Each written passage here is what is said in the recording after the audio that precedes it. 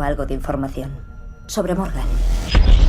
Morgan fue nuestro tercer intento.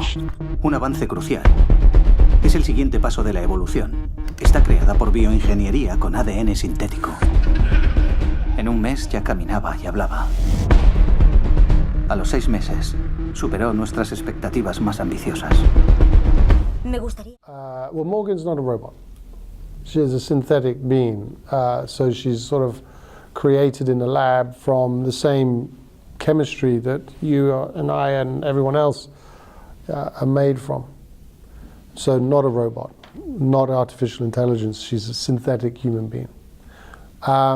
Is it a cautionary tale? I think in context of Morgan, I think yes. But my own personal views are we should be getting into this and have a look at how to improve the human species at a kind of evolutionary level. Yes, Morgan is an it, and actually is coded as an it. The thing is that when you take away the sort of features or the in my mind, and I may be completely wrong, so I apologize if I cause offense, but if you take away the masculine characteristics of a being, you start moving more towards a feminized being. And it's not to say that that kind of that neutrality of gender is particularly feminine. It's just without the kind of sort of strong, you know, the forceful aspects of masculinity. You start to get a slightly more balanced, if you like, kind of being, I think. I mean, that was my theory, at least.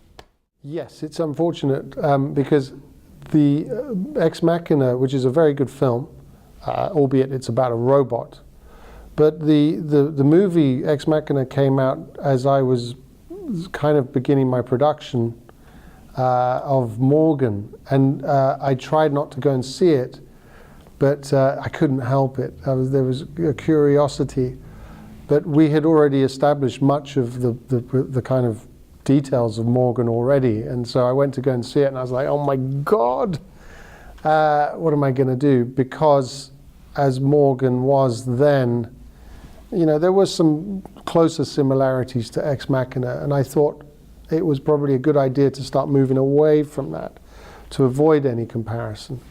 It's inevitable, and it's just an unfortunate quirk of nature that from one year to the next, you know, it takes about a year to 2 years to make a movie. So it felt that my production fell just as Ex Machina was coming out.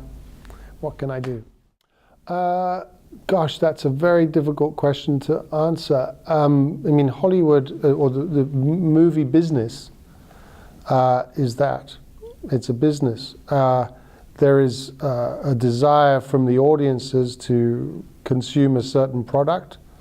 And so I think the success of the various sequels and the, you know, whether or not it's the, you know, the DC or Marvel universe or, you know, the Star Wars franchise or the Bourne franchise, there is a kind of safety in that audience for a studio to kind of latch on to.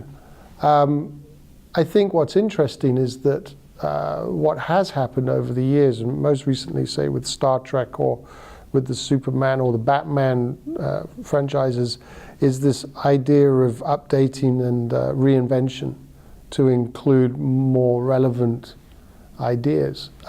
So I think actually what's happening is an improvement of these stories, and is really very creative and pushing that creativity. Original storytelling is still very much in Hollywood, you know, and you see it all the time.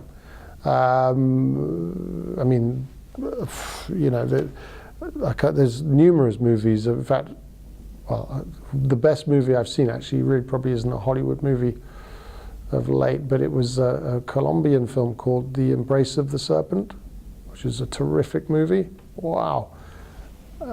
Whether or not Hollywood embraced that kind of movie making, I'm not so sure. It's for a very small market People want to go to the cinema to have a good time. They want to spend money to have an experience and possibly not have to think about it too much. So I think that's hopefully we make people's lives a little bit better. Oh my word. That is difficult. The best sci-fi movie ever made. Let me think about that one. So who do I look? I look up to so many directors, but I would say of all of them, my favorite director of all time is Michael Cimino, who sadly passed away recently. But I think he made some terrific movies. Well, they were real, blue-collar movies that I love. I think they're just fascinating to watch and very, very brave and courageous movies. The best sci-fi movie?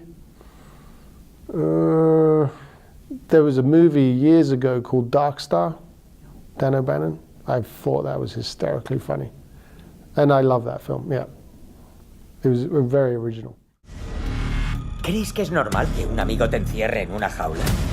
¿Qué harías si yo recomendara que no te permitieran salir de esta habitación? Si recomendara que fueras eliminada. Detengan esto. ¡Respóndeme! ¿Qué es lo que harías? ¡Morgan!